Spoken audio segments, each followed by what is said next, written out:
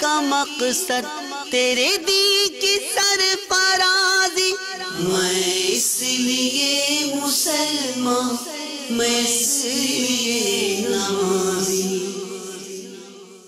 الحمدللہ رب العالمین والصلاة والسلام علی سید المرسلین، اما بعد فاعوذ باللہ من الشیطان الرجیم، بسم اللہ الرحمن الرحیم۔ الصلاة والسلام علیک یا رسول اللہ وعلی آلک واصحابک یا حبیب اللہ، الصلاة والسلام علیک یا نبی اللہ وعلی آلک واصحابک یا نور اللہ۔ میٹھے میٹھے اسلامی بھائیوں اور مدنی چینل کے ناظرین، الحمدللہ عز و جل ایک بار پھر با مقصد زندگی گزارنے کے لیے پریکٹیکل لائف میں، عملی زندگی میں ہمیں کن اوصاف کا حامل ہونا چاہیے، اس موضوع کے ساتھ ہمارے ساتھ یہاں فیضان مدینہ سردار آباد میں تربیتی کورس کے اسلامی بھائی بھی شریک ہیں اور مدنی چینل کے ناظرین بھی ہیں۔ دنیا بھر میں جو اسلامی بھائی دین کی خدمت کا جذبہ رکھتے ہیں، دعوت اسلامی کا مدنی کام کرنا چاہتے ہیں، دل میں یہ امنگ ہے، تڑپ ہے کہ میں کچھ نہ کچھ کر جاؤں دین کی خدمت کے حوالے سے، دین اسلام کی خدمت کر سکوں۔ یقیناً ہر مسلمان کی یہ تڑپ ہوگی، یہ جذبہ ہوگا کہ دین اسلام کی خدمت میں اس کا کچھ نہ کچھ حصہ ہو۔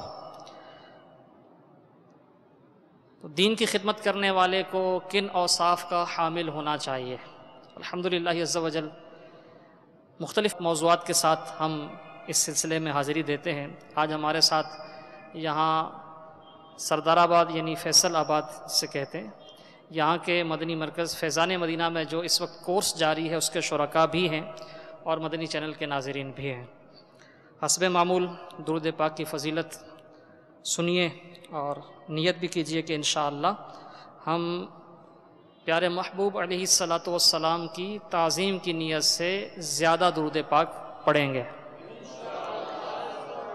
حضرت سیدنا ابو القاسم کشیری رضی اللہ تعالیٰ عنہ اپنے رسالہ کشیریہ، یہ کتاب کا نام ہے، اس میں درود پاک کی یہ فضیلت نقل کرتے ہیں کہ اللہ تبارک و تعالیٰ نے حضرت سیدنا موسیٰ کلیم اللہ علی نبینا و علیہ السلام کی طرف وحی فرمائی، ارشاد فرمایا کہ میں نے تجھ میں 10,000 کان پیدا فرمائے یہاں تک کہ تو نے میرا کلام سنا، 10,000 زبانیں پیدا فرمائیں جس کے ذریعے تو نے مجھ سے کلام کیا، تو مجھے بہت زیادہ محبوب اور میرے نزدیک ترین اس وقت ہوگا جب تو محمد عربی صلی اللہ تعالیٰ علیہ وسلم پر کثرت سے درود شریف پڑھے گا۔ صلو علی الحبیب صلی اللہ تعالیٰ علی محمد وعلی آلہ وصحبہ وسلم۔ میٹھے میٹھے اسلامی بھائیوں جو یہاں موجود ہیں، فیضان مدینہ سردار آباد میں یہ بھی اور مدنی چینل کے ناظرین بھی کچھ اچھی نیتیں کر لیتے ہیں اللہ تعالیٰ کی رضا پانے کے لیے، حصول ثواب کے لیے۔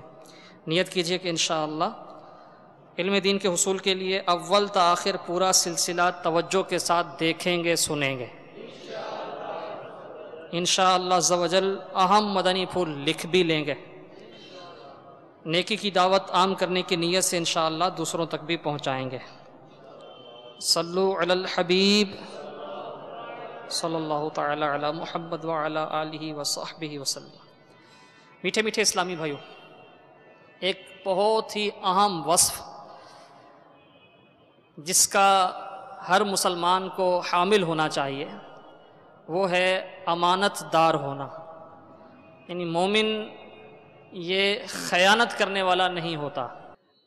خیانت یہ ایسی بری صفت ہے کہ حدیث شریف میں اس کے بارے میں ارشاد فرمایا، منافق کی علامات بیان کی گئیں۔ ارشاد فرمایا کہ جس شخص میں 4 علامتیں ہوں وہ خالص منافق ہے، اور اگر ان میں سے کوئی بھی ایک علامت بھی ہے تو اس میں نفاق کی ایک علامت ہے، یہاں تک کہ اسے چھوڑ دے۔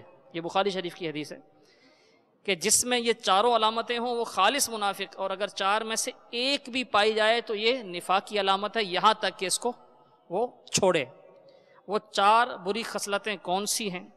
پہلی ارشاد فرمایا جب اس سے امانت دی جائے تو وہ اس میں خیانت کرے۔ دوسری، جب بات کرے تو جھوٹ بولے۔ تیسری، جب وعدہ کرے تو وعدہ پورا نہ کرے، وعدہ خلافی کرے۔ اور چوتھی، جب جھگڑا کرے تو گالی بکے۔ یہ چار خصلتیں، بری خصلتیں جس میں ہوں وہ خالص منافق، اور اگر کوئی ایک بھی پائی جائے تو یہ ایک نفاق کی صفت اس میں ہے، نفاق کی خصلت ہے، عادت بد ہے۔ تو آپ نے سماعت فرمایا کہ نفاق کی علامات میں سے ایک خیانت بھی ہے۔ تو جو مومن ہے وہ خائن نہیں ہوتا، خیانت کرنے والا نہیں ہوتا۔ حجت الاسلام سیدنا امام محمد غزالی علیہ رحمۃ اللہ الوالی، آپ اپنی بایاناز تصنیف مکاشفۃ القلوب میں ارشاد فرماتے ہیں، خیانت کرنے والے کا عذاب آپ نے بیان کیا۔ آپ ارشاد فرماتے ہیں قیامت کے روز ایک شخص کو بارگاہ خداوندی عز و جل میں پیش کیا جائے گا۔ اللہ تبارک و تعالی اس سے استفسار فرمائے گا، پوچھے گا کہ فلاں کی امانت تیرے پاس تھی، کیا تو نے اسے لوٹا دی؟ عرض کرے گا نہیں۔ اللہ عز و جل کے حکم سے فرشتہ اسے جہنم کی طرف لے کر جائے گا، اس امانت کے نہ لوٹانے کی وجہ سے، خیانت کرنے کی وجہ سے اس کو جہنم کی طرف لے کر جایا جائے گا۔ جب جہنم کے کنارے پر پہنچے گا تو وہ دیکھے گا کہ وہ امانت جو اس کے سپرد کی گئی تھی اور اس نے واپس نہیں کی تھی، خیانت کی تھی، اس مال کو، اس امانت کو دبا لیا تھا، وہ جہنم کی گہرائی میں پڑی ہے۔ اب فرشتہ اسے حکم دے گا، اسے کہے گا کہ اس کو لے کر آؤ، تو وہ اس کی طرف لپکے گا، جہنم میں گرے گا، یہاں تک کہ 70 سال کے بعد اس جہنم کی گہرائی میں اس امانت تک پہنچے گا۔ پھر جب اس کو اٹھا کر واپس لوٹے گا تو 70 سال کے بعد وہ دہانے تک، کنارے تک آئے گا جہنم سے باہر۔ جیسے ہی کنارے تک پہنچے گا اس کا پاؤں پھسل جائے گا اور وہ دوبارہ جہنم میں گر جائے گا۔ اس طرح وہ چڑھتا رہے گا، گرتا رہے گا، یہاں تک کہ مصطفیٰ جان رحمت تاجدار رسالت صلی اللہ تعالی علیہ وسلم کی شفاعت سے اسے اللہ تعالیٰ کی رحمت حاصل ہوگی اور امانت کا مالک اس سے راضی ہو جائے گا۔ اگر اس کا خاتمہ ایمان پر ہوا تو عذاب کے بعد اس کی بخشش کی صورت ہوگی، پیارے آقا علیہ الصلوۃ والسلام کی شفاعت کے صدقے اللہ تبارک و تعالیٰ کے کرم سے وہ جس کی امانت تھی وہ مالک بھی راضی ہو جائے گا۔ بہرحال میٹھے میٹھے اسلامی بھائیو، کتنا سخت عذاب ہے۔ گرنا فقط اسی کو لے لیں، اگر کوئی 1 سٹیپ، صرف ایک سیڑھی سے گر جائے تو کتنی تکلیف ہوگی۔ اگر کوئی کسی مکان کی چھت سے گرے، 11-12 فٹ پر ایک سٹوری ہے، منزل ہے، فرسٹ فلور ہے، اس سے کوئی گرتا ہے تو اس کو کتنی تکلیف ہوگی۔ اور کوئی کئی سٹوریز پر مشتمل بلڈنگ سے گرے تو اس کا کیا حال ہوگا۔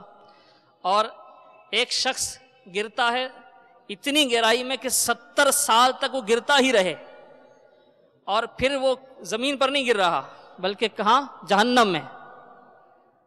تو کتنا سخت عذاب ہے، تصور ہی لرزا دینے کے لیے کافی ہے۔ ہمارے نازک بدن تو معمولی گرمی نہیں برداشت کر سکتے۔ ٹھوکر لگ جائے، ٹھوکر لگنا گرنے کے مقابلے میں تو معمولی سی بات ہے نا۔ کوئی چھت سے گرے اور ایک شخص کے پاؤں، یعنی پاؤں کسی چیز سے ٹکرا جائے، انگوٹھے میں زخم آ جائے، تو اب دونوں میں اس کو دیکھیں تو یہ معمولی زخم ہے، معمولی چوٹ ہے۔ چھت سے گرنے والے کی چوٹ اس سے بڑی ہے، یہ بڑی تکلیف ہے۔ تو آج ہماری کیفیت یہ ہے کہ ہم پاؤں کو ٹھوکر لگ جائے تو یہ تکلیف برداشت نہیں کر سکتے، رات کو نیند نہیں آئے گی۔ پاؤں پہ موچ آ جائے پھر تو شاید کئی دن تک تکلیف رہے گی، ٹریٹمنٹ کے ساتھ بھی، علاج کے ساتھ ساتھ تکلیف رہے گی، جائے گی نہیں، اور یہ ہم سے برداشت نہیں ہوتی۔ تو جہنم کا عذاب، ہم یہ سخت ترین عذاب کیسے برداشت کر سکتے ہیں؟ ہمیں اللہ تبارک و تعالیٰ سے ڈر جانا چاہیے اور خیانت سے توبہ کر لینی چاہیے۔ یہ تو عرف عام میں، ہمارے یہاں معاشرے میں اس کو خیانت سمجھا جاتا ہے، لیکن صرف یہی خیانت نہیں ہے، امانت کا باب بہت وسیع ہے۔ چنانچہ امام محمد غزالی رحمۃ اللہ تعالی علیہ نے مکاشفۃ القلوب ہی میں یہ ارشاد فرمایا ہے، آپ ارشاد فرماتے ہیں شرم گاہ امانت ہے، کان امانت ہے، زبان امانت ہے، پیٹ امانت ہے، ہاتھ پاؤں یعنی جتنے اعضاء ہیں جسم کے یہ سب امانت ہے، اور جس میں امانت نہیں اس کا ایمان نہیں۔ معلوم ہوا جس نے اعضاء کو نافرمانی میں لگایا وہ بھی خیانت کا مرتکب ہوا۔ میٹھے میٹھے اسلامی بھائیوں اور مدنی چینل کے ناظرین، غور فرمائیے کہ فقط دنیاوی مال و اسباب میں خیانت نہیں ہوتی، بلکہ اگر ہم اپنے کسی عضو کو اللہ تبارک و تعالی کی فرمانبرداری سے ہٹ کر نافرمانی میں استعمال کریں گے تو یہ بھی خیانت ہوئی۔ یعنی یہ اعضاء اور یہ جو صلاحیتیں ہیں یہ بھی اللہ تبارک و تعالیٰ نے ہمیں عطا کی ہیں، تو یہ بھی ایک امانت ہے۔ جیسے ہاتھ ہے تو یہ ہاتھ کی حیت ایک اس کی وہ ایک ڈھانچہ بنا ہوا نا، ہڈیاں ہیں ان پر گوشت چڑھا ہے، انگلیاں ہیں ان کے پورے ہیں، تو سب یہ ہاتھ کی شکل و صورت، اس کی حیت، پھر اس میں سکت ہے، طاقت ہے، قوت ہے، یہ جسم سے مربوط ہے، اس میں دوران خون سرکولیشن جو ہے، بلڈ سرکولیشن وہ بھی ہے، تو سب کچھ ہے، اتنی ساری نعمتیں اس ایک ہاتھ میں ہیں، تو یہ سب اللہ تبارک و تعالیٰ کی امانت۔ اب اس ہاتھ کا درست استعمال کریں گے تو یہ امانت کا درست استعمال ہوا، اور اگر ہاتھ کا غلط استعمال کریں تو یہ امانت میں خیانت ہوئی۔ یوں قیاس کر لیجئے جسم کے تمام اعضاء پر، شرمگاہ، آنکھیں، کان، زبان، تو اگر ہم ان کا غلط استعمال کریں گے تو یہ جو اللہ تبارک و تعالیٰ نے اعضاء کی صورت میں ایک نعمت دی ہے، یہ ہمارے پاس امانت ہے، ہم اس کا غلط استعمال کر رہے ہیں تو یہ بھی امانت میں خیانت ہوئی۔ سیدنا عبداللہ بن عمر بن عاص رضی اللہ تعالی عنہما یہ ارشاد فرماتے ہیں کہ اللہ تبارک و تعالیٰ نے جب انسان کے اعضاء کو پیدا فرمایا، تخلیق فرمائی انسان کی، تو سب سے پہلے شرمگاہ کو بنایا، پھر انسان کو مخاطب کر کے ارشاد فرمایا یہ میں اپنی ایک امانت تیرے پاس رکھ رہا ہوں، تو اس کے حقوق کی ادائیگی میں سستی نہ کرنا۔ پس کان امانت ہے، آنکھ امانت ہے، شرمگاہ امانت ہے، پیٹ امانت ہے، اور زبان امانت ہے۔ امام فخر الدین رازی تفسیر کبیر میں ارشاد فرماتے ہیں، جان لیجئے، سیدنا امام فخر الدین رازی رحمۃ اللہ تعالی علیہ بہت بڑے مفسر ہیں، آپ نے اپنی تفسیر کبیر میں یہ نقل کیا ہے، ارشاد فرماتے ہیں جان لیجئے امانت کا باب بہت وسیع ہے، پس زبان کی امانت یہ ہے کہ اس کو جھوٹ سے، غیبت سے، چغلی سے، کفر سے، بدعت سے، فحش کلامی یعنی بے حیائی کی باتوں سے بچایا جائے۔ آنکھ کی امانت داری یہ ہے کہ اس کو حرام دیکھنے کے لیے یعنی بد نگاہی کے لیے استعمال نہ ہونے دیا جائے۔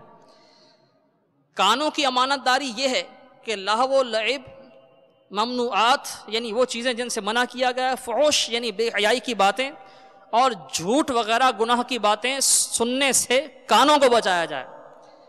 اسی طرح انسان کے تمام اعضاء میں امانت داری لازم ہے۔ میٹھے میٹھے اسلامی بھائیوں، آپ نے یہ تو سماعت فرمایا کہ امانت کا باب بہت وسیع ہے، اور تمام اعضاء جو اللہ تعالیٰ نے عطا کیے ہیں یہ ہمارے پاس امانت ہیں، اگر ہم ان کا استعمال اللہ و رسول عز و جل و صلی اللہ علیہ وسلم کے احکامات سے ہٹ کر کریں گے تو یہ بھی خیانت ہوگی۔ آئیے مزید سمجھنے کے لیے گفتگو ہم کرتے ہیں، بات چیت کرتے ہیں، تو بات چیت میں بھی بعض اوقات بعض باتیں ایسی ہوتی ہیں کہ جو امانت ہوتی ہیں، جیسے کسی نے آپ کو کوئی راز، اپنا راز بتایا اور ساتھ یہ کہہ دیا کہ یہ بات میں صرف آپ سے کر رہا ہوں، آپ کسی سے کیجیے گا مت، تو یہ اب آپ کے پاس اس کی امانت ہے، بلکہ وہ زبان سے نہیں کہتا لیکن دلالتاً یہ ثابت ہو رہا ہے، یعنی اس کے انداز سے لگ رہا ہے کہ یہ کسی کو بتانا نہیں چاہتا۔ مثلا ادھر ادھر دیکھتا ہے کہ کوئی آ تو نہیں رہا، کوئی موجود تو نہیں ہے، کوئی سنے گا تو نہیں، اب وہ آپ سے بات کرتا ہے تو اس کا انداز بتا رہا ہے کہ یہ بات چھپانے والی ہے، یہ چھپا رہا ہے اور آپ سے کر رہا ہے۔ اب اس انداز کی وجہ سے دلالتاً ثابت ہوا، تو اب بھی یہ اس کی بات آپ کے پاس امانت ہے۔ کسی نے اپنا فون نمبر آپ کو دے دیا اور یہ کہا کہ آپ کے لیے کسی کو مت دیجیے گا، اپنا ایڈریس دیا، یا کوئی بھی ایسی بات کہ جو وہ کسی اور کو نہیں بتانا چاہتا اور آپ کو بتا رہا ہے، یا کسی خاص آدمی کو نہیں بتانا چاہتا، آپ کو اس نے بتایا ہے، لیکن اب اگر آپ اس بات کا پاس نہیں رکھیں گے اور اس بات کو آگے بڑھا دیں گے، دوسروں کو بتا دیں گے، یا جس کو نہیں بتانا چاہتا تھا اس تک پہنچا دیں گے، تو یہ بھی اس کی گفتگو جو اس نے آپ سے کی تھی اس میں خیانت ہوئی اور آپ نے اس کے ساتھ خیانت کی۔ یہ گفتگو میں خیانت کی صورت ہے ہمارے معاشرے میں، یہ بھی بہت عام ہے۔ بعض لوگ تو پیٹ کے اتنے ہلکے ہوتے ہیں کہ وہ اپنے راز کی باتیں بھی لوگوں کو بتاتے رہتے ہیں، دوسروں کے راز کی حفاظت کیا کریں گے؟ بہرحال کسی سے اگر کوئی ایسی بات ہو تو بات کرنے والے کے لیے بھی یہ ہے کہ وہ غور کر لے کہ کس سے بات کر رہا ہے۔ اپنے راز کی باتیں اپنی جو ذاتی زندگی کے حوالے سے ہوں یا کوئی بھی ایسی اہم بات، تو وہ اگر آپ کسی سے بات کرتے ہیں اور یہ توقع رکھتے ہیں کہ کسی کو نہیں بتائے گا، تو عموماً جس طرح ہمارے معاشرے کی کیفیت ہے یہ خام خیالی ہے، یعنی غلط خیال ہے، لوگ راز کی حفاظت نہیں کرتے۔ ہمارے معاشرے میں ایسے لوگ جو دوسروں کے راز کھول دیتے ہیں، ان میں ایک وہ چغلی بھی آ جاتی ہے، وہ اس تک بات پہنچا دیتے ہیں جس تک نہیں پہنچنی چاہیے۔ کسی نے کسی کی کوئی منفی بات آپ سے کر دی اور آپ نے نقصان اور ضرر کے ارادے سے جس کی بات تھی اس تک پہنچا دی، تو وہ چغلی میں آئے گا۔ اور چغل خور کے بارے میں ارشاد فرمایا گیا کہ یہ محبتیں ختم کرتا ہے، نفرتیں پھیلاتا ہے۔ بہرحال چغلی کا تو ایک الگ موضوع ہے پورا۔ تو اب یہ ایک خیانت کا انداز ہے، ہمارے معاشرے میں ایک بہت بڑی تعداد ہے جو اس طرح آپس میں نفرتیں ڈلواتی ہے اور امانت میں خیانت کی مرتکب ہوتی ہے۔ تو ایسا کرنے والوں کو بھی توبہ کر لینی چاہیے۔ اگر خدا نخواستہ پہلے ایسا کیا ہے تو یہیں آپ بیٹھے ہیں، کورس کے ہمارے اسلامی بھائی، مدنی چینل کے ناظرین بھی جس کیفیت میں ہیں سن رہے ہیں، وہ بھی ہاتھوں ہاتھ اللہ تبارک و تعالیٰ کی بارگاہ میں توبہ کر لیں اس گناہ سے، اور آئندہ کے لیے عزم کریں، نیت کریں کہ انشاءاللہ ایسا نہیں کریں گے انشاءاللہ عز و جل۔ تو صرف مال و اسباب میں یا گفتگو میں خیانت نہیں ہے، تمام اعضاء یہ اللہ تبارک و تعالیٰ کی طرف سے امانت ہیں اور ان کو کا درست استعمال کرنا چاہیے۔ جو دنیا میں عہدہ ملتا ہے وہ بھی امانت کے باب ہی میں ہے۔ آج کل ایک تعداد ایسی ہے کہ جو سرکاری نوکری کو اس لیے پریفر کرتی ہے، اس لیے ترجیح دیتی ہے کہ اس میں عموماً پوچھ گچھ کا سلسلہ نہیں ہوتا، وہاں ڈنڈی مارنا آسان ہوتا ہے۔ مثلاً 8 گھنٹے کا اجارہ ہے، 8 گھنٹے جاب پر وقت دینا ہے، تو تھوڑی دیر بھی چلے گئے تو کوئی مسئلہ نہیں، تاخیر سے چلے گئے، وقت سے پہلے آ گئے تو تب بھی کوئی پوچھنے والا نہیں ہے۔ ان 8 گھنٹے کے دوران جو وقت وہاں گزارا وہ بھی سستی کاہلی میں ادھر ادھر گزارا، تو اس پر بھی اتنی پوچھ گچھ ہوتی نہیں ہے، تو جس وجہ سے ایک تعداد پریفر کرتی ہے۔ لیکن امیر اہل سنت بانی دعوت اسلامی حضرت علامہ مولانا ابو بلال محمد الیاس صاحب عطار قادری رضوی ضیائی، آپ اس حوالے سے بھی بہت پیاری رہنمائی فرماتے ہیں۔ آپ ارشاد فرماتے ہیں، خبردار دنیا کی آسائش و راحت کہیں آخرت میں مصیبت کا سبب نہ بن جائے۔ خصوصاً وہ لوگ یہ توجہ دیں جو گورنمنٹ کے اداروں میں نوکری کرتے ہیں۔ اکثر لوگ غالباً اس لیے حکومتی ملازمت اختیار کرتے ہیں کہ اس کے بعض اداروں میں عموماً کوئی پوچھنے والا نہیں ہوتا، جب دل چاہا ڈیوٹی چھوڑ کر گھر چلے گئے، جب جی میں آیا چھٹی کر لی، یا اپنے افسر وغیرہ سے دوستی کر لی اور کوتاہیاں کرتے رہے۔ اگر ناجائز طور پر چھٹیاں کرنے یا تاخیر سے آنے پر افسر آنکھ آڑے کان کرتا، یعنی وہ اس کو ہائی لائٹ نہیں کرتا، اس پر نوٹس نہیں لیتا، اور کوئی ناجائز طور پر ایسا کرتا ہے، تاخیر سے آتا ہے یا وقت سے پہلے چلا جاتا ہے یا ڈیوٹی پوری نہیں کرتا، کسی بھی انداز میں سستی کاہلی سے کام لیتا ہے، اور جو افسر ہے سپروائزر ہے، ایسے میں اگر وہ اس کو مہلت دیتا ناجائز طور پر، تو امیر اہل سنت دامت برکاتہم العالیہ ارشاد فرماتے ہیں، یاد رکھیے اس طرح یہ دونوں خیانت کی بلا میں مبتلا ہو گئے، دونوں کی روزی خراب ہوگی۔ صرف نیکی کے کاموں میں ایک دوسرے کی مدد کی جائے، گناہ اور ظلم کے معاملات میں ہرگز کسی کا تعاون نہ کریں کہ گناہ میں تعاون کرنے والا گناہ کرنے والے کی مانند عذاب جہنم کا حقدار ہے۔ اللہ تبارک و تعالیٰ سورہ مائدہ میں ارشاد فرماتا ہے آیت نمبر 2، وَتَعَاوَنُوا عَلَى الْبِرِّ وَالتَّقْوَى وَلَا تَعَاوَنُوا عَلَى الْإِثْمِ وَالْعُدْوَانِ وَاتَّقُوا اللَّهَ إِنَّ اللَّهَ شَدِيدُ الْعِقَابِ۔ ترجمہ کنز الایمان، اور نیکی اور پرہیزگاری پر ایک دوسرے کی مدد کرو اور گناہ اور زیادتی پر باہم مدد نہ کرو، اور اللہ سے ڈرتے رہو، بے شک اللہ عز و جل کا عذاب سخت ہے۔ جو لوگ بلا مصلحت شرعی مکمل ڈیوٹی نہیں دیتے وہ غور فرما لیں۔ مثلا کسی کی صبح 8 بجے سے دوپہر 4 بجے تک ڈیوٹی ہے اور وہ 8 کے بجائے 9 بجے ڈیوٹی پر گیا، ظاہر ہے کہ اس نے جرم کیا۔ یا 4 کے بجائے 3 بجے ڈیوٹی چھوڑ کر پہلے وقت سے پہلے ہی آ گیا، تب بھی مجرم ہے۔ جتنی اس نے اپنی جاب پر ڈیوٹی پر وقت کم دیا ہے اس وقت کی تنخواہ لینا اس کے لیے حرام ہے۔ اور حرام کی نحوست امام محمد غزالی رحمۃ اللہ تعالی علیہ مکاشفۃ القلوب میں ارشاد فرماتے ہیں، آدمی کے پیٹ میں جب لقمہ حرام پڑا تو زمین و آسمان کا ہر فرشتہ اس پر لعنت کرے گا جب تک وہ لقمہ اس کے پیٹ میں رہے، اور اگر وہ اسی حالت میں مر گیا، یعنی اس کے پیٹ میں وہ حرام مال حرام لقمہ موجود رہا، اسی حالت میں اس کی موت آ گئی تو داخل جہنم ہوگا، العیاذ باللہ تعالی۔ ہم اللہ تبارک و تعالیٰ سے اس کی پناہ طلب کرتے ہیں۔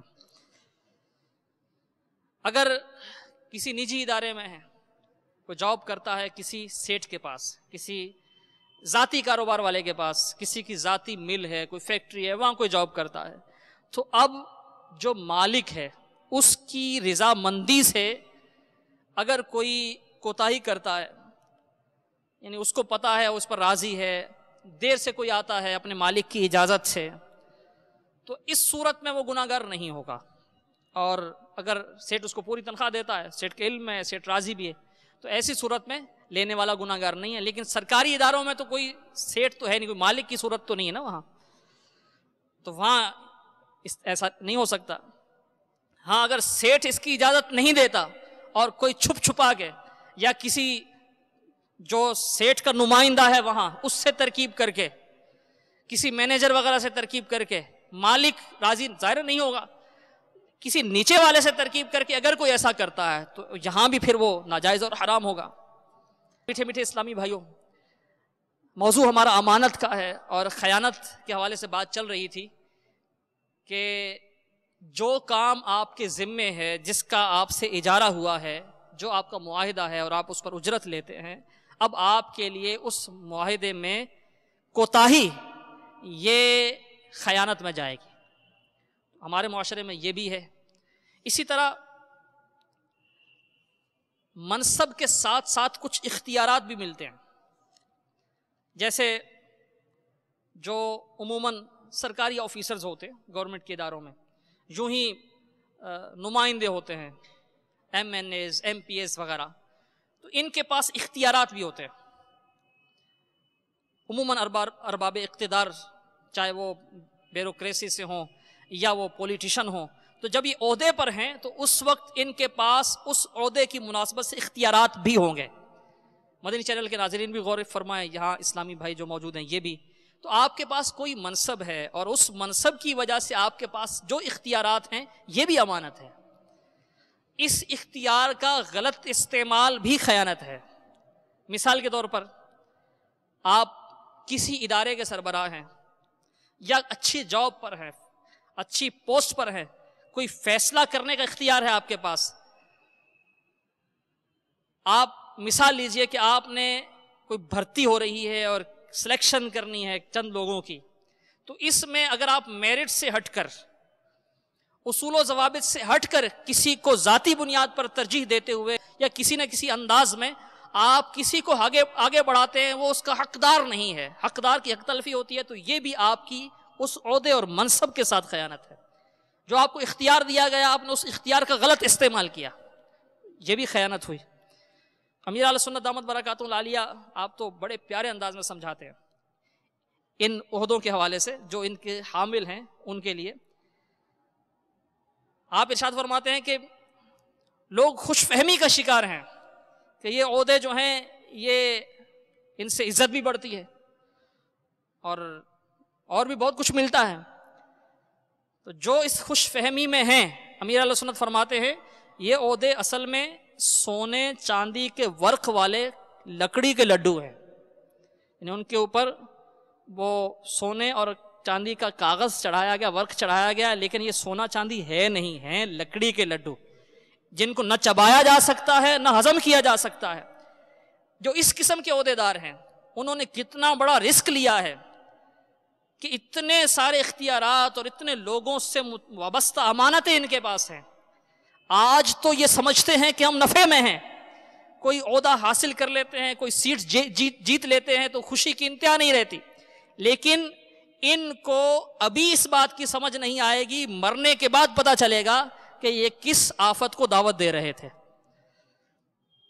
ان میں سے اگر کسی نے ناانصافی کی، ظلم کیا، اپنے عہدے سے ناجائز فائدہ اٹھاتے ہوئے اپنا گھر بھرنے کی سعی کی کرپشن کے ذریعے، قوم کے مظلوموں کی فریاد رسی سے اغماس برتا یعنی روگردانی کی، تو وہ بھی خائن ہے. ہو سکتا ہے کہ اس کے شر کی وجہ سے فی الوقت کوئی بات نہ کرے، کوئی کلام نہ کرے، کوئی اسے پوچھنے والا نہ ہو، مگر امیر اہل سنت فرماتے ہیں بکری کی ماں کب تک خیر منائے گی، اس دنیا میں کب تک گلچھرے اڑائے گا. جب وہ قہر خداوندی جل جلالہ کی پکڑ میں آئے گا تو کوئی اس کو نہیں بچا پائے گا. خیانت کا انجام دنیا و آخرت میں انتہائی بھیانک ہوتا ہے. ایسے خیانت کرنے والے عموماً دنیا میں ہی رسوا ہو جاتے ہیں. ان کا جب کوئی سکینڈل سامنے آتا ہے تو میڈیا کے ذریعے اس کی تشہیر ہوتی ہے تو ہر خاص و عام ان پر لعنت بھیجتا ہے. اللہ تبارک و تعالی ہمیں اپنے عذاب سے محفوظ رکھے، ہم خیانت سے بھی بچ جائیں، دیگر گناہوں سے بھی بچ جائیں. تو خیانت کے حوالے سے آپ نے سماعت فرمایا کہ خیانت فقط یہ نہیں ہے کہ بندہ کسی کا مال لے کے دبا لے، واپس نہ کرے، یا کوئی اس نے کوئی اور چیز دی تھی، کوئی کتاب، کوئی پینسل، یعنی یہ معمولی چیزوں میں بھی خیانت ہوتی ہے، یعنی جن کو ہم معمولی خیال کرتے ہیں. صرف یہ خیانت نہیں ہے کہ ہم ان چیزوں کو حفاظت کے ساتھ اپنے حقدار کو نہ لوٹائیں، یہ خیانت نہیں ہے. خیانت کا باب بہت وسیع ہے. ایک اور جو خیانت کے حوالے سے ہمارے معاشرے میں وبا ہے، بعض بری صحبت کی وجہ سے گندے ماحول کے دلدادہ لوگ معاذ اللہ وہ جو گھر کی پوشیدہ باتیں ہیں وہ بھی لوگوں سے کر دیتے ہیں. بعض تو اتنے بے حیا ہوتے ہیں کہ وہ اپنے گھر والوں کے معاملات، مثلا بچوں کی امی کے ساتھ جو پوشیدہ معاملات ہوتے ہیں وہ بھی دوستوں میں بیان کرتے ہیں. تو ایسے بے حیا باتیں کرنے والے اور سننے والے وہ بالخصوص سنیں. پیکر شرم و حیا مکی مدنی آقا میٹھے میٹھے مصطفیٰ صلی اللہ تعالی علیہ وسلم نے ارشاد فرمایا بے شک اللہ تعالیٰ کے نزدیک قیامت والے دن مرتبے کے اعتبار سے سب سے برا شخص وہ ہے جو اپنی بیوی کے پاس آئے اور بیوی اس کے پاس، پھر وہ اپنی بیوی کے راز لوگوں میں ظاہر کر دے. اللہ تبارک و تعالی ہمیں بے حیائی سے محفوظ فرمائے. غیبت کی تباہ کاریاں، یہ امیر اہل سنت دامت برکاتہ العالیہ کی مایہ ناز تصنیف فیضان سنت کی دوسری جلد کا ایک باب ہے، غیبت کی تباہ کاریاں. اس میں امیر اہل سنت دامت برکاتہ العالیہ نے سمجھانے کے لیے بہت ہی پیاری ایک حکایت بیان کی، ایک واقعہ بیان کیا شیخ سعدی رحمۃ اللہ تعالی علیہ کے حوالے سے. شیخ سعدی رحمۃ اللہ تعالی علیہ نے یہ واقعہ بوستان شریف میں حکایت کے انداز میں نقل کیا کہ ایک بار ایک شخص، اس کا گھر میں کچھ معاملہ تھا نا، گھر والوں کے ساتھ، بچوں کی امی کے ساتھ، گھروں میں معاملات تو ہوتے ہی ہیں، مدنی چینل کے ناظرین بھی غور فرمائیں. اب وہ شوہر اور بیوی، ان میں آپس میں کچھ ناچاکی کا معاملہ تھا. تو وہ جو شخص تھا، اس کا کوئی دوست، اس تک کسی حوالے سے کوئی بات پہنچ گئی. اس نے پوچھا کہ آپ کا کیا میٹر ہے گھر کا، آپس میں آپ کے کیا معاملات ہیں. تو بڑا ہی عاقل شخص تھا، دانا شخص تھا. اس نے جواب دیا کہ میں ایسا بے وقوف نہیں ہوں کہ گھر کی بات تجھے بتاؤں. یہ ہمارا معاملہ ہے، میرا اور میری بچوں کی امی کا معاملہ ہے، میں تجھے کیوں بتاؤں. اب وہ معاملہ بڑھ گیا اور یہاں تک کہ ان میں علیحدگی ہو گئی، طلاق ہو گئی. اب پھر اس دوست نے پوچھا کہ اب تو وہ تمہاری گھر والی نہیں رہی، اب بتا دو کہ کیا معاملہ تھا. تو وہ دانا شخص کہنے لگا کہ اس وقت وہ میری گھر والی تھی اس لیے میں نے نہیں بتایا، اور اب وہ غیر عورت ہے تو میں غیر عورت کے معاملات تیرے سامنے کیسے بیان کروں.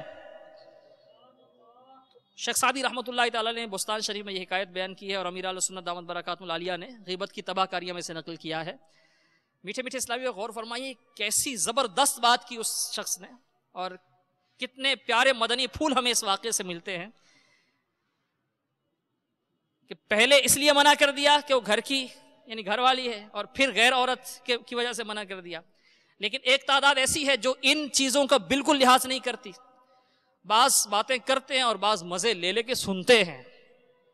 لوگوں کے گھروں کے آپس کے معاملات، آپس کی ناچاکیاں، بھائی بھائی سے نالاں ہے، تو دوست خواہ مخواہ میں پوچھتے ہیں کہ کیا میٹر ہے، پھر اس پہ رائے زنی بھی ہوتی ہے. ظاہر دوست کے حق میں ہی ہوگی، بھائی کو تو اچھا نہیں سمجھیں گے، اور وہ نادان بھی دوستوں کو باتیں بتاتا ہے، اپنے بھائی کی برائیاں کرتا ہے.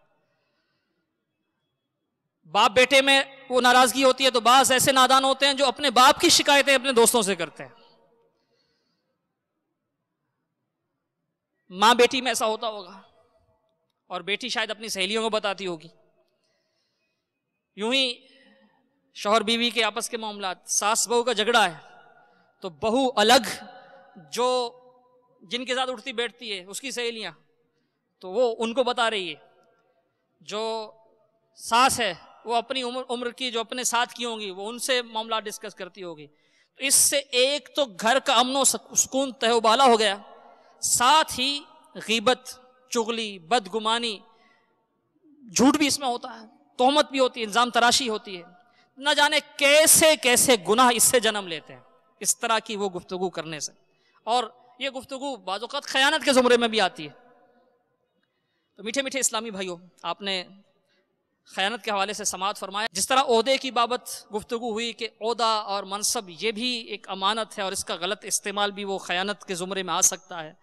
جو دعوت اسلامی کے مدنی ماحول سے وابستہ اسلامی بھائی ہیں یہاں بھی موجود ہیں، مدنی چینل کے ناظرین میں بھی سن رہے ہوں گے، تو جو یہ جو دعوت اسلامی کی ذمہ داریاں ہیں، مدنی کام کی ذمہ داریاں، ایک دعوت اسلامی تحریک ہے، تنظیم ہے، اس کا ایک نظام ہے پورا الحمدللہ عز و جل، کاموں کی ایک باقاعدہ تقسیم کاری ہے. تو یہ جو تقسیم کاری کے تحت مختلف ذمہ داریاں، یہ بھی ہمارے پاس امانت ہے. تو ہمیں احساس ذمہ داری اس کا وہ اپنے اندر پیدا کرتے ہوئے اپنی ذمہ داریوں کو اچھے انداز سے نبھانا ہے. تو ہمیں اللہ تبارک و تعالیٰ سے ہر کسی کو ڈرنا چاہیے. تو ہمارے وہ اسلامی بھائی جو دین کی خدمت کا جذبہ رکھتے ہیں، ایک تعداد تو وہ ہے جو اس وقت ہمارے ساتھ ہے، دین کی خدمت کا جذبہ ان کو فیضان مدینہ میں لے آیا ہے. کورس کرنے کے لیے آئے ہیں، تربیت حاصل کرنے کے لیے اس لیے آئے ہیں کہ ہم نیک بن جائیں. ایک مدنی مقصد دعوت اسلامی نے دیا ہے کہ مجھے اپنی اور ساری دنیا کے لوگوں کی اصلاح کی کوشش کرنی ہے انشاءاللہ عز و جل. تو یہ مدنی مقصد کھینچ کے لایا ہے. ہمیں دعوت اسلامی کے مدنی کاموں کا طریقہ کار سیکھنا ہے، انفرادی کوشش کیسے کرنی ہے یہ سیکھنا ہے، مدنی قافلوں میں سفر کر کے جدول کیسے چلانا ہے، علاقائی دورہ برائے نیکی کی دعوت میں یعنی شرکت کر کے داعی کیسے بننا ہے. تو ایک تو یعنی وہ تعداد ہے جو ہمارے ساتھ اس وقت موجود ہے یہاں فیضان مدینہ سردار آباد میں، اور صرف فیضان مدینہ سردار آباد میں نہیں، الحمدللہ عز و جل دعوت اسلامی کے تحت تو تربیت کا سلسلہ دعوت اسلامی کا جہاں جہاں مدنی کام ہے جاری ہی رہتا ہے. مدنی چینل پر بھی، مدنی چینل کے ناظرین دیکھتے ہوں گے، تربیتی سلسلے ہوتے ہیں، بیانات ہوتے ہیں، تربیتی اجتماعات مختلف شہروں میں ہوتے ہیں جہاں مختلف ذمہ داران کو بلا کر اخلاقی حوالے سے، شرعی حوالے سے، یوں ہی مدنی کام کے طریقہ کار کے حوالے سے تربیت دی جاتی ہے. مدنی مشوروں کا سلسلہ ہوتا ہے باقاعدہ، اس میں بھی تربیت ہوتی ہے. اس کے ساتھ ساتھ کورسز ہوتے ہیں، 63 دن کا مدنی تربیتی کورس ہوتا ہے. اس وقت سردار آباد میں ہمارے ساتھ مدنی تربیتی کورس کے اسلامی بھائی ہیں. تو مدنی تربیتی کورس صرف سردار آباد فیصل آباد میں نہیں ہے، الحمدللہ مدنی چینل کے ناظرین نے گزشتہ سلسلوں میں یہ ملاحظہ کیا ہوگا، دیکھا ہوگا کہ عالمی مدنی مرکز فیضان مدینہ میں مدنی تربیتی کورس کے اسلامی بھائی ہمارے ساتھ تھے. ابھی بھی الحمدللہ وہاں تربیتی کورسز کا اور دیگر کورسز کا سلسلہ وہاں جاری ہے. پاکستان کے دیگر شہروں میں بھی تربیتی کورس ہو رہے ہیں، پاکستان سے باہر بھی یہ کورسز ہوتے ہیں. تو ایک تو وہ تعداد ہے کہ جن کو دین کی خدمت کا جذبہ گھروں سے اٹھا کر، اپنے آفس، اپنے کاروبار کو چھوڑ کر، ایک جو دنیاوی تعلیم کا سلسلہ اس کو وہ چھوڑ کر، وہ اسلامی بھائی 63 دن کے لیے، 41 دن کے مدنی انعامات و مدنی قافلہ کورس کے لیے، اسی طرح امامت کورس کے لیے 126 دن کا مدرس کورس ہوتا ہے، اس کے لیے تربیت کے لیے، دین کی خدمت کا جذبہ لیے وہ فیضان مدینہ میں آ گئے اور آتے ہیں الحمدللہ. ایک تو وہ تعداد ہے. مدنی چینل کے ناظرین بھی آئے تو مدینہ مدینہ، اس کا مزہ تو وہی پا سکتا جو یہ کورس کرے گا. اگر کسی نے یہ کورس کیا ہو یا کورس کے شرکا جو ہیں آپ ان سے پوچھ سکتے ہیں. بہرحال تو ایک وہ تعداد ہے جو ہمارے ساتھ ہے، اور ایک تعداد وہ ہے جو مدنی چینل پر ہے، لیکن دین کی خدمت کا جذبہ، دین اسلام کے لیے کچھ کر گزرنے کی تڑپ، یہ تو ہر مسلمان میں کسی نہ کسی انداز سے ہوتی ہے. تو جو دین کی خدمت کا جذبہ رکھتے ہیں ان کے لیے آج کے سلسلے میں اہم ترین مدنی پھول یہ ہے کہ ہمیں کسی بھی حوالے سے، چاہے وہ ہمارے اعضاء ہیں جو اللہ تعالیٰ نے عطا کیے ہیں، جو اللہ تعالیٰ نے صلاحیتیں دی ہیں. اب زبان ایک عضو ہے، لیکن بولنے کی، یعنی اچھا بولنے کی صلاحیت جسے فصاحت کہا جاتا ہے. فصاحت یعنی بندہ فصیح و بلیغ کلام کرے، ایسا بولے کہ سننے والے سمجھیں اور وہ بات ان کے دل میں اتر جائے، یعنی اس کی بات کو سنا جائے. ایسی فصاحت، ایسا بولنا، یہ بھی اللہ تعالیٰ نے ایک صلاحیت دی ہے. تو اگر اللہ تبارک و تعالیٰ نے جو آپ کو صلاحیتیں دی ہیں، فصاحت ہے، دیکھنے کی ہے، سننے کی ہے، سوچنے کی ہے، بعض بہت ذہین ہوتے ہیں، تو آپ ان صلاحیتوں کا درست استعمال کیجیے. اللہ تعالیٰ کی رضا کے لیے آپ دعوت اسلامی کے مدنی کام کے لیے، دین کی خدمت کے لیے ان صلاحیتوں کو استعمال کیجیے. تو اللہ تعالیٰ نے یہ جو امانتیں دی ہیں یہ ان کا درست استعمال ہوگا. اور خدا نہ خواستہ ہم نے ان کا نیگیٹو استعمال کیا، ہم نے اللہ تعالیٰ کے جو نافرمانی کے کام ہیں ان میں استعمال کیا تو یہ خیانت ہوگی. تو ایک مسلمان کا، بالخصوص مبلغ کا امانت دار ہونا یہ بہت ضروری ہے. اللہ تبارک و تعالی ہمیں خیانت سے بچائے اور دیگر جو رذائل ہیں ان سے بھی محفوظ فرمائے. ہم امانت دار بھی ہو جائیں، با اخلاق ہو جائیں، با کردار ہو جائیں، ہم دین کی خدمت کرنے میں کامیاب ہو جائیں. آمین بجاہ النبی الامین. میری زندگی کا مقصد تیرے دی کی سرفرازی، میں اس لیے مسلمان، میں اس لیے نمازی.